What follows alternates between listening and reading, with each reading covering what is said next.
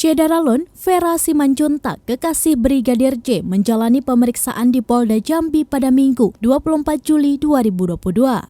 Seperti diberitakan sebelumnya, polisi juga memeriksa kekasih Brigadir J, Vera.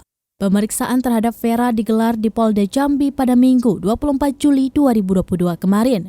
Vera yang didampingi dua kuasa hukumnya diperiksa pada pukul 11 hingga pukul 18.50 waktu Indonesia bagian Barat.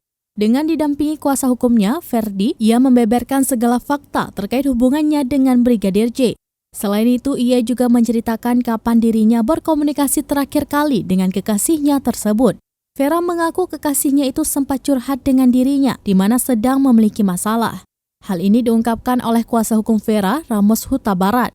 Hanya saja, Ramos tidak mengatakan secara detail apa masalah yang dialami Brigadir J.